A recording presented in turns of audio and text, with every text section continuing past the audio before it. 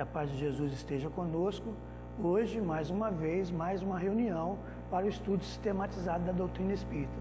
Nós faremos uma introdução para depois nós entrarmos propriamente no assunto e discutirmos para ver o que cada um estudou, o comentário de cada um, as considerações de cada um. Nós estamos estudando a partir do tema 12 do estudo sistematizado da doutrina. Começa com Deus, já estudamos Deus, então é das causas primárias.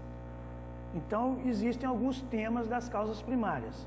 Nós já estudamos Deus, vimos que é Deus, que Deus, na verdade, é a inteligência suprema, causa primária de todas as coisas. Isso nós concluímos, que cada um de nós podemos dar o nome que quiser, mas que, em verdade, existe uma inteligência suprema que governa todo o universo, que cada um dá o nome de acordo com a sua crença, com a sua religião, com o seu entendimento. Mas nós, os espíritas, consideramos que essa inteligência suprema é Deus. Mas podemos tratar de qualquer outro nome, porque o nome, na verdade, o título, pouco importa. O que importa é essa concepção de um Deus soberano, uma inteligência suprema. Então Deus é a inteligência suprema, causa primária de todas as coisas. E hoje nós estudaremos dentro das causas primárias, já estudamos Deus, agora estamos estudando ou estudaremos a natureza e a providência divina. A natureza e a providência divinas. Nós encontramos isso em O Livro dos Espíritos, da questão 10 até a questão 16, no livro A Gênese, de Allan Kardec, o capítulo 2, do item 8 ao 27, em Obras Póstumas, a primeira parte, Profissão de Fé Espírita Raciocinada, do item 1 até o item 26, e também as 5 alternativas da humanidade.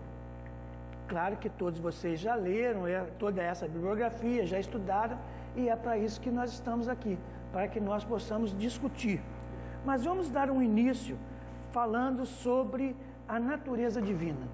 A questão 12 do Livro dos Espíritos, Allan Kardec pergunta assim: embora não possamos compreender a natureza de Deus, a natureza íntima de Deus, podemos formar uma ideia de alguma das suas perfeições? Quando Allan Kardec pergunta que é Deus, ele quer saber se Deus é espírito, se Deus é matéria, qual é a substância que compõe Deus. Com a explicação dos espíritos, dizendo que é impossível nós sabermos, ele pergunta se, já que a gente não pode saber que é Deus, que na verdade, de que substância é feito Deus, se a gente pode conhecer, ter uma ideia das perfeições de Deus. E aí os espíritos respondem: de algumas sim.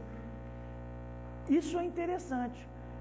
Quando nós estudamos, e vocês devem ter percebido isso quando estudaram, que Allan Kardec enumera uma série de virtudes, de atributos, de qualidade, de características de Deus, na concepção espírita.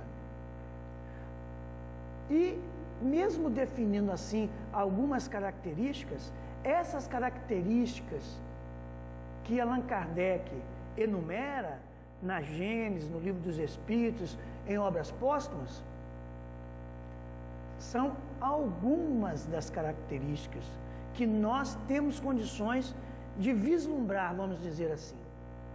Mas Deus tem outras características que nós ainda não conseguimos entender ou vislumbrar. É como se fosse, mal comparando, aquelas virtudes do homem de bem, quando nós estudamos o Evangelho segundo o Espiritismo, né? As qualidades, as virtudes, as características do homem de bem. Quando Allan Kardec trata disso, ele fala que aquelas são algumas características do homem de bem, e que se nós já tivermos ela, nós estamos a caminho de ser um homem de bem. Então, os Espíritos dizem que nós podemos ver ou vislumbrar dos atributos, algumas das características de Deus. Não todas. O homem as compreende melhor à proporção que se eleva acima da matéria. Nós somos homens. Então, à medida que nós, como homens, começarmos a suplantar a matéria, quanto mais nós vamos suplantando a influência da matéria sobre nós, mais nós conseguimos entender ou vislumbrar esses atributos de Deus. Um exemplo clássico é nós lembrarmos, por exemplo, na época de Moisés, na época dos homens da pré-história. Eles, qualquer trovão era Deus, era uma divindade. Eles não compreendiam bem. Entretanto, a partir do povo hebreu,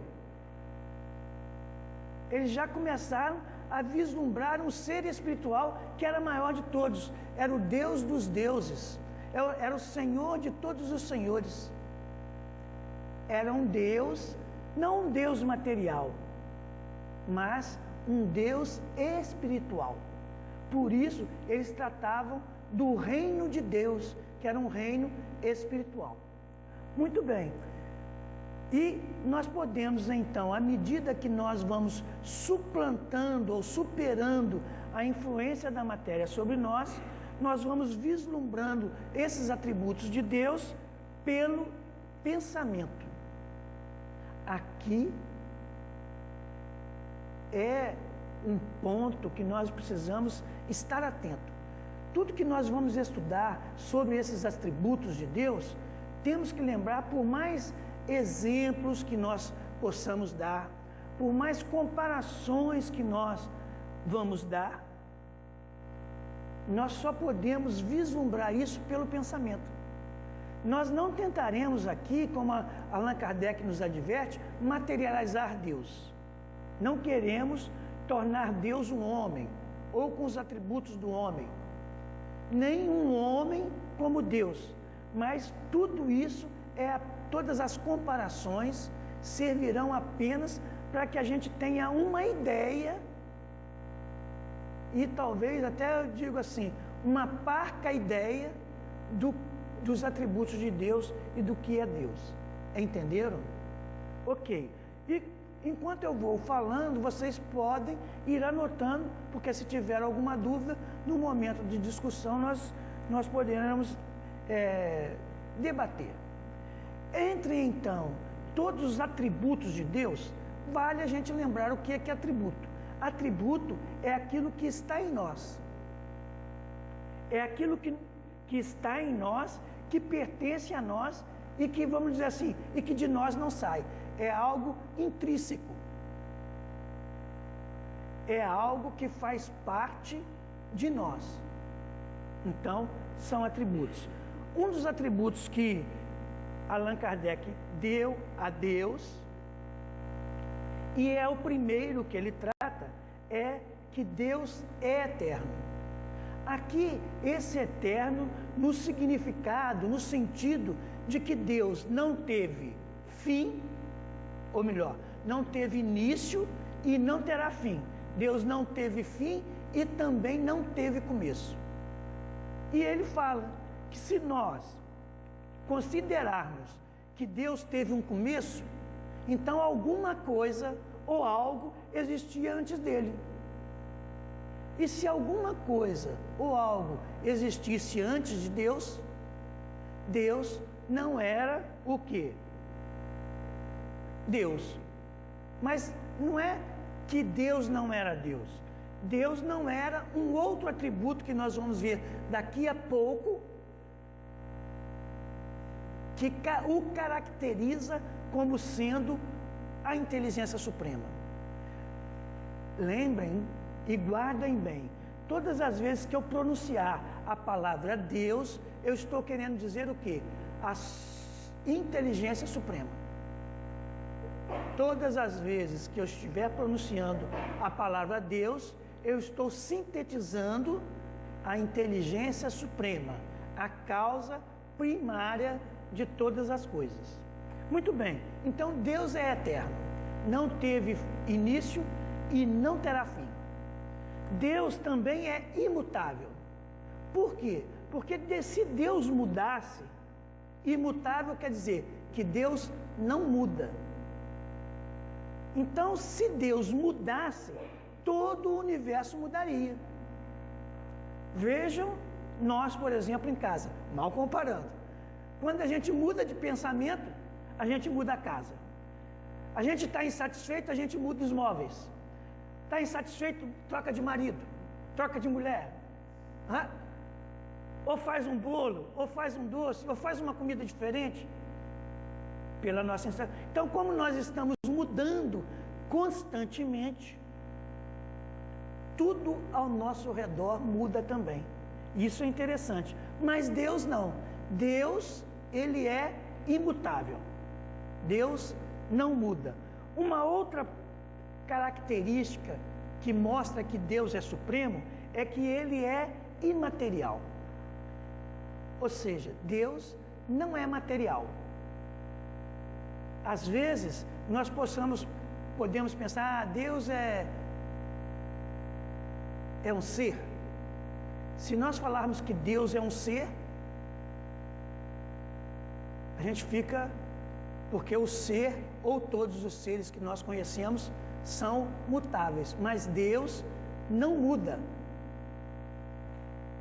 Por isso que o universo é perfeito.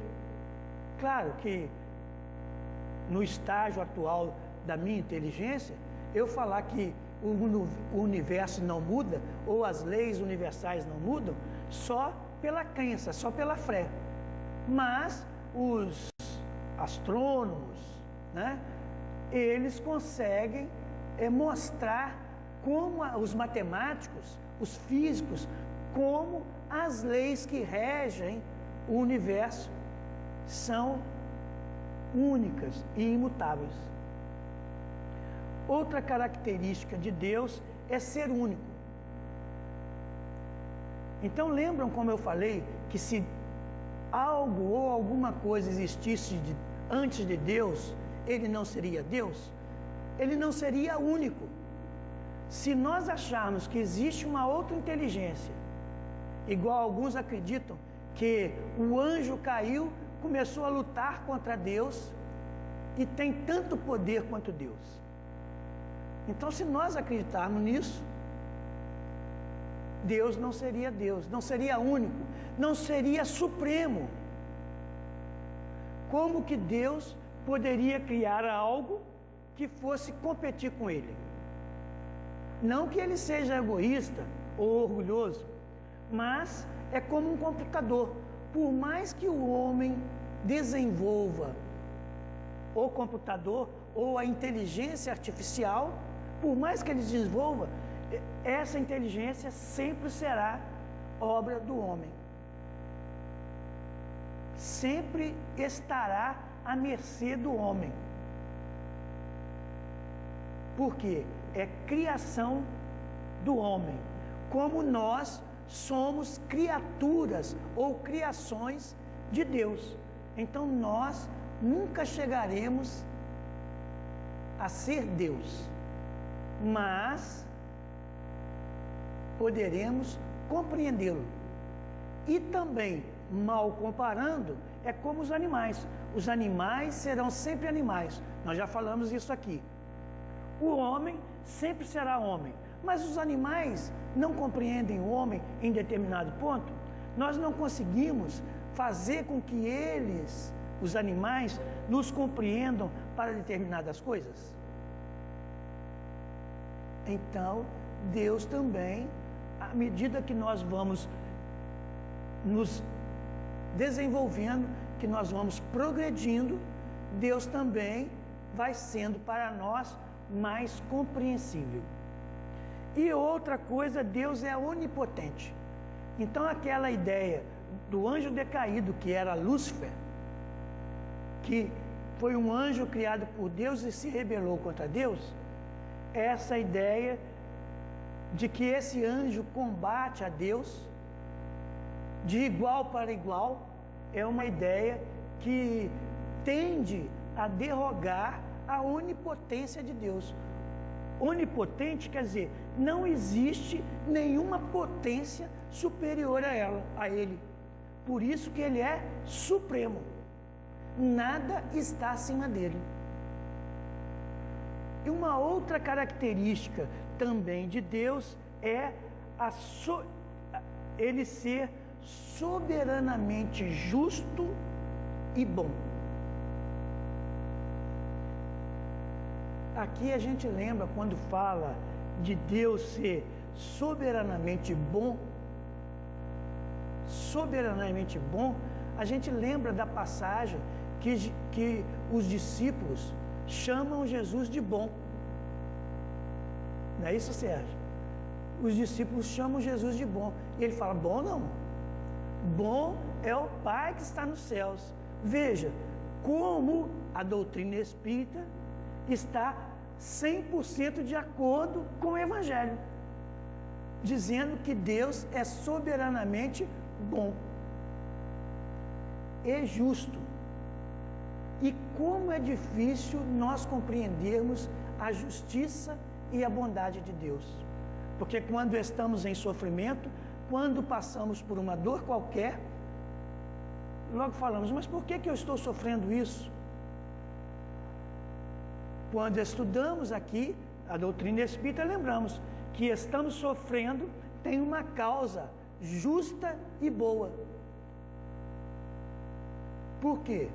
Porque está de acordo com as leis de Deus. E as leis de Deus são justas e boas.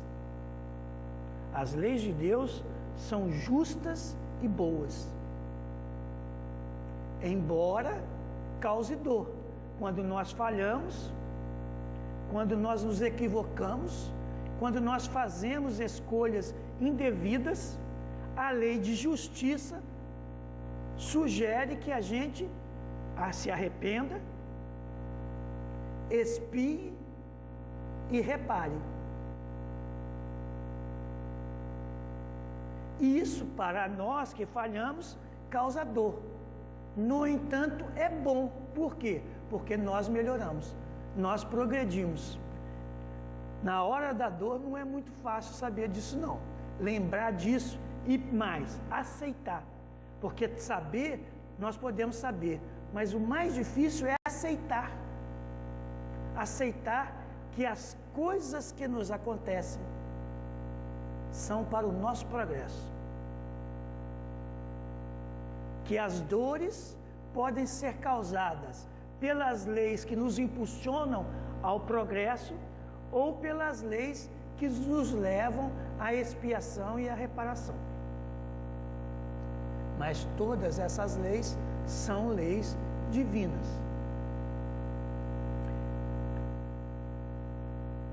Deus, segundo Allan Kardec, em Obras Póstumas, primeira parte, Profissão de Fé Espírita Raciocinada, no item 3, ele fala que Deus é infinito em todas as suas perfeições.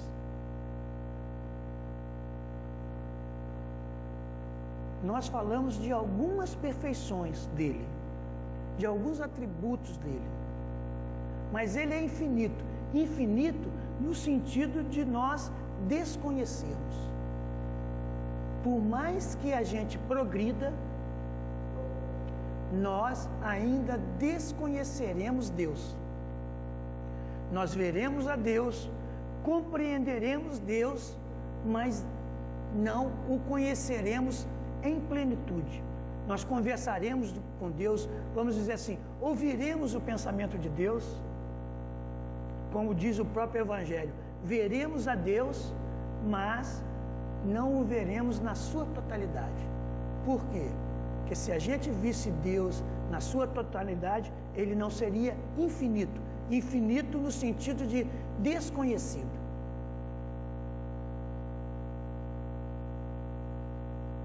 Lembrando que a verdade, para ser verdade, ela foi, é e será uma em todas as épocas da humanidade. Então agora nós vamos ler, eu vou convidar a vocês para ler no capítulo 2 da Gênesis e estará projetado aqui. Então, se vocês quiserem acompanhar somente na projeção, não há problema. Para nós irmos acompanhando sobre a providência divina, que na verdade é como Deus atua, como que nós podemos compreender a atuação de Deus em tudo e em todos. Lembrando a advertência de Allan Kardec, que isto é apenas comparação. Uma comparação para que a gente tenha uma ideia de como que Deus atua. Então, como é que Deus atua? A providência é a solicitude de Deus para com as suas criaturas. A providência de Deus é a solicitude dele para com as criaturas. A palavra-chave seria providência e solicitude. Então, quando a gente fala assim, fulano é solícito, quer dizer que ele é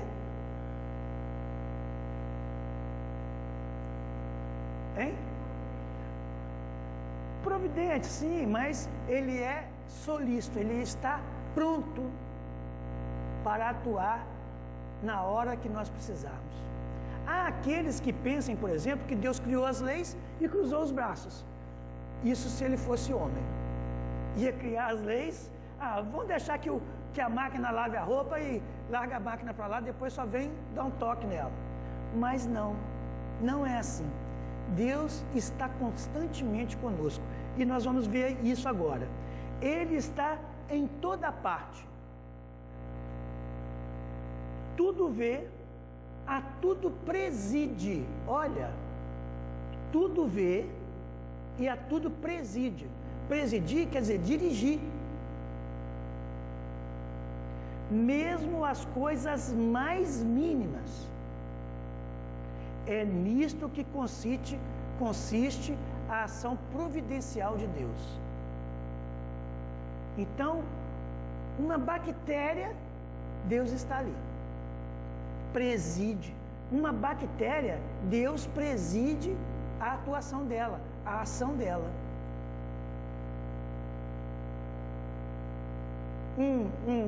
Qual é a menor partícula do átomo? Um quark?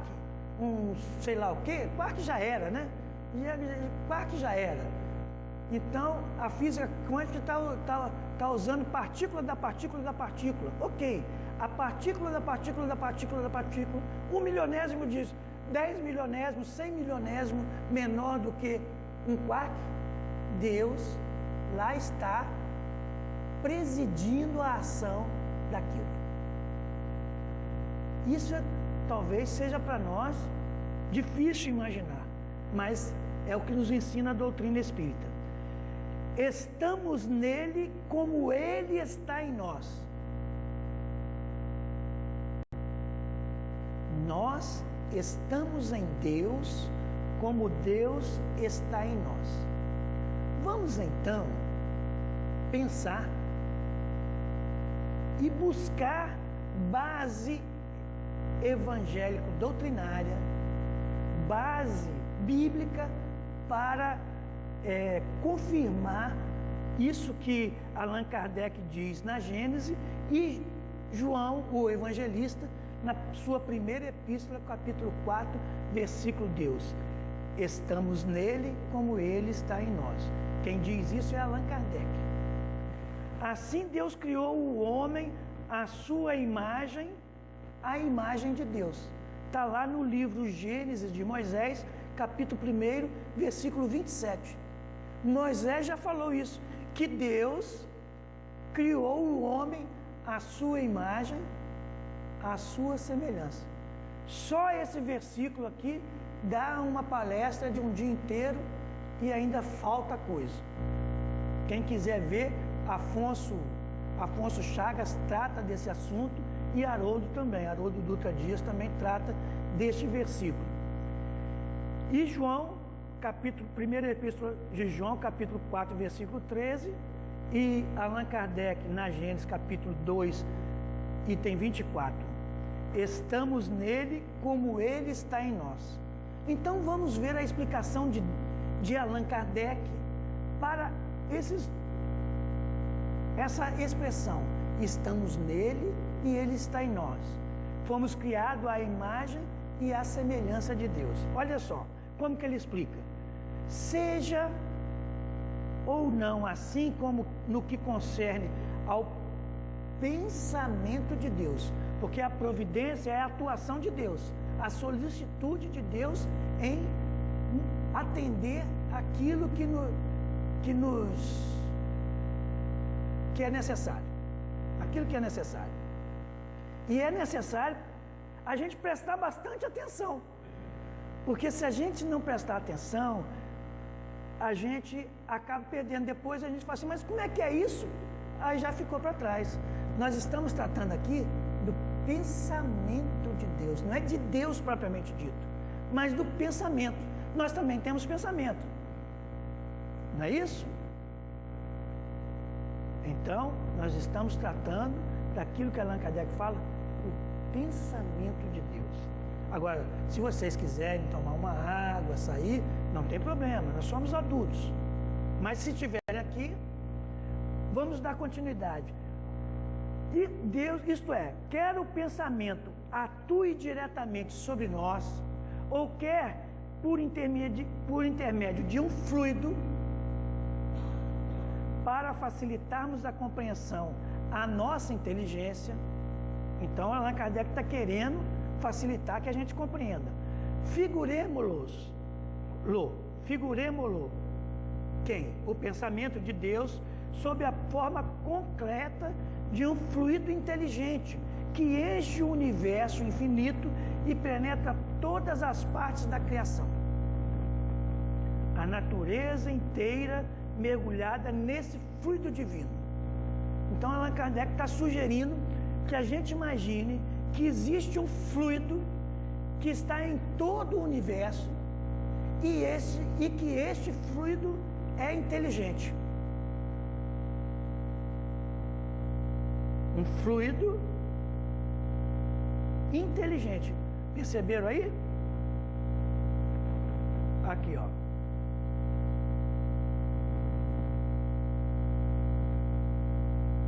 Um fluido inteligente. Viu aí? Muito bem. Continuemos então.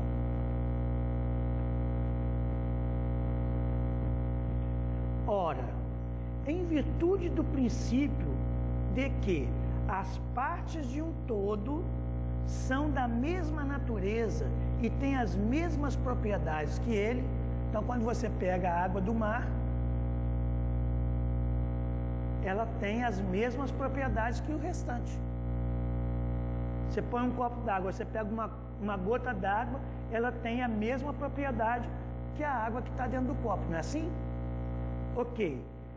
Cada átomo desse fluido, esse fluido inteligente, se assim podemos nos exprimir. Então, quando Kardec fala assim, ele está pedindo licença para colocar. Ele não sabe bem se é isso. Se assim podemos nos exprimir, porque pode ser que alguém possa se exprimir de uma outra forma, ou exista uma forma melhor de expressão, mas nessa ele está colocando assim: possuindo o pensamento, isto é, os atributos essenciais da divindade. Então esse fluido vai possuir as mesmas propriedades da divindade, de Deus, e estando o mesmo fluido em toda parte, tudo está submetido à sua ação inteligente, à sua previdência, à sua solicitude. Então esse fluido inteligente está em todo o universo, então atua esse fluido, que seria o pensamento de Deus, com todas as virtudes de Deus atuando em tudo. Ok.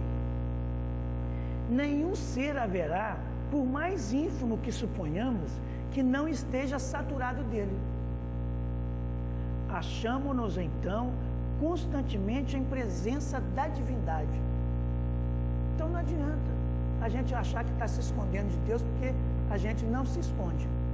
Quando a gente volta lá na Bíblia, lembrando que Adão e Eva se esconderam de Deus porque tinham comido do fruto do conhecimento e da vida, a gente estudando aqui, a gente vê a doutrina espírita, a gente vê que eles não conseguiriam nunca se esconder de Deus, porque Deus está em todos os lugares.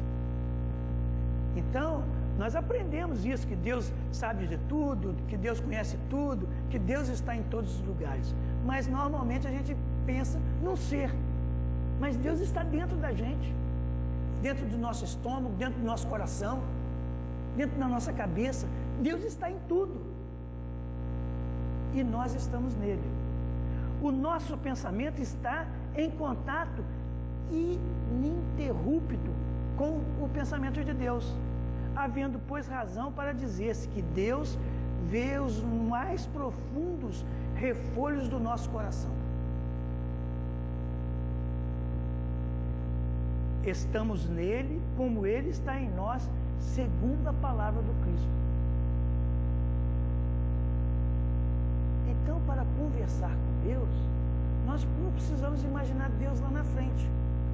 Vamos elevar os nossos pensamentos. Não, vamos elevar a nossa vibração. Vamos sentir Deus dentro de nós. Porque Deus está aqui. Deus está aí. Está em todos os lugares. Para estender a sua solicitude a todas as criaturas, não precisa Deus lançar o olhar do alto da imensidade. A gente sempre acha que Deus está em cima, olhando tudo. Mas essa percepção ainda é uma percepção antiga, que considerava que Deus estava sentado num trono e olhava tudo. Mas não, Deus não precisa vir aqui, Deus já está.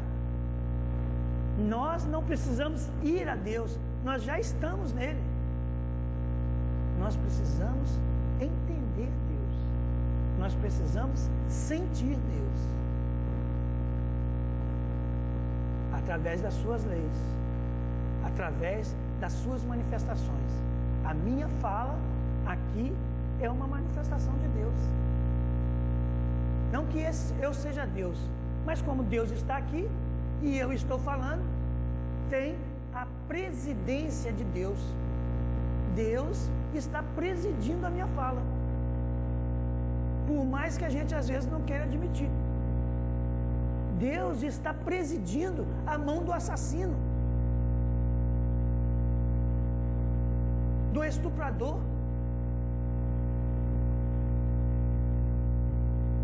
porque Deus está em todos os lugares. Ele preside a tudo. Por isso, nós não devemos combater o indivíduo, mas o ato.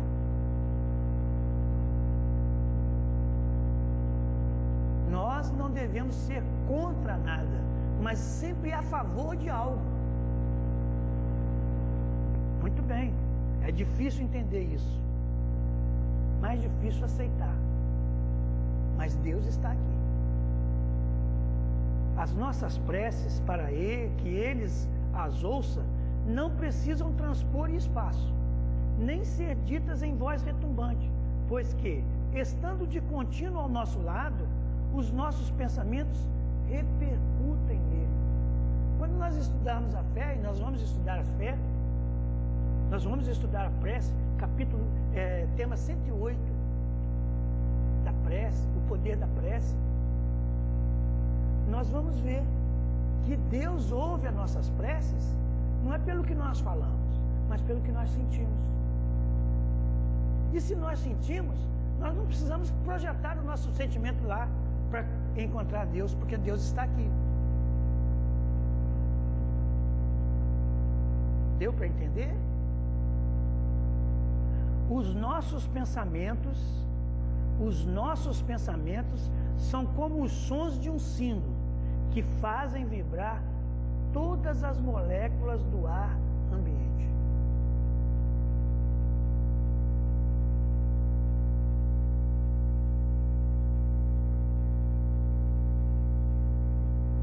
Até o suspiro.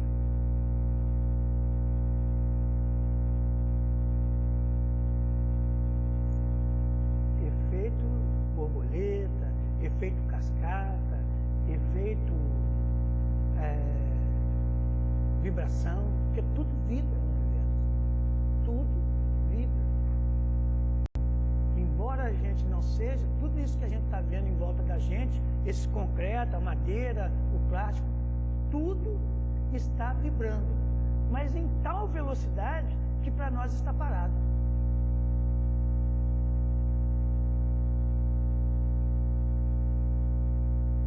Então, quando nós quisermos pensar em Deus, não precisamos pensar longe, precisamos sentir. Então, tal é a explicação que nós gostaríamos de dar sobre a natureza divina, os atributos de Deus. Nós não sabemos o que Deus é, a não ser que é a inteligência suprema, causa primária de todas as coisas, que Ele é soberanamente justo e bom, é perfeito, é misericordioso, é único, é eterno, é imutável, é imaterial, e que Ele atua em nós constantemente. E é Ele que está nos impulsionando ao progresso. Aqueles que tiverem dúvida, estudem sobre o amor. O amor é de essência divina que todos nós temos dentro do nosso coração. E Deus, segundo o Evangelho, Deus é amor. Então que Jesus esteja conosco. Vamos partir agora para a parte dos debates, para as discussões, para que possamos enriquecer ainda mais os nossos conhecimentos.